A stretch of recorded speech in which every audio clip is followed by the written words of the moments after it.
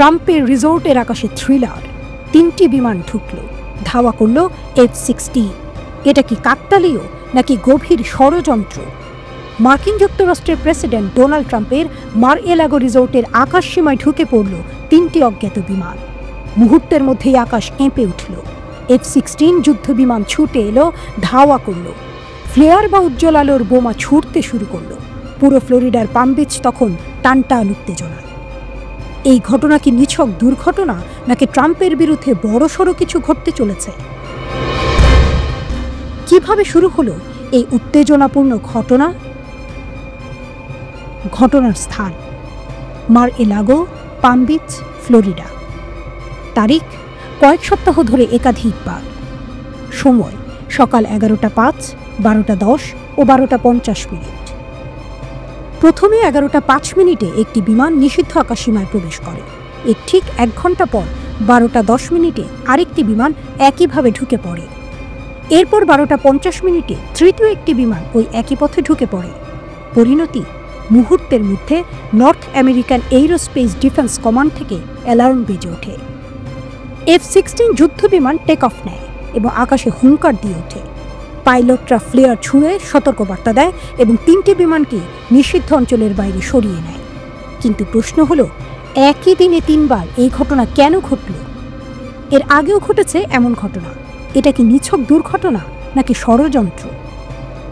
এই প্রথম নয়, মাত্র 1 মাসের মধ্যে 6বার আকাশসীমা লঙ্ঘন করা হয়েছে। 15 ফেব্রুয়ারি, 17 ফেব্রুয়ারি ও 18 ফেব্রুয়ারি একই ধরনের ঘটনা ঘটেছে। 20 ফেব্রুয়ারির এক রিপোর্ট বলছে গত 6 দিনে 3বার নিষিদ্ধ এলাকায় বিমান প্রবেশ করেছে। তাহলে প্রশ্ন আসে, বিমানগুলো কি ভুল করে ঢুকছিল নাকি এটি একটি পরিকল্পিত পরীক্ষা? প্রেসিডেন্ট ট্রাম্পের নিরাপত্তা কি আদৌ নিশ্চিত? মার্কিন সরকার কি ব্যবস্থা নিচ্ছে? ট্রাম্প যখনই মার-এ-লাগোতে থাকেন তখন বিশেষ নিরাপত্তা ব্যবস্থা নেওয়া হয়। 10 নটিক্যাল মাইল জুড়ে কঠোর নিষিদ্ধ আকাশসীমা, 30 নটিক্যাল মাইল পর্যন্ত কড়া নজরদারি।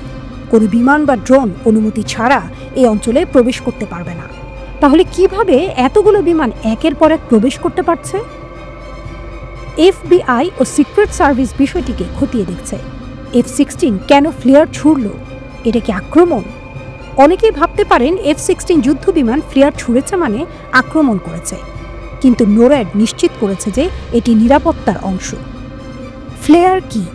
এটি একটি উজ্জ্বল আলো ও তাপ উৎপন্নকারী আগুনের বোমা, যা শত্রুপক্ষের মিসাইল বা বিমানের নজরদারিকে বিভ্রান্ত করতে ব্যবহৃত হয়। এটি পুরোপুরি পুড়ে যায় এবং মাটিতে থাকা লোকদের জন্য কোনো হুমকি সৃষ্টি করে না।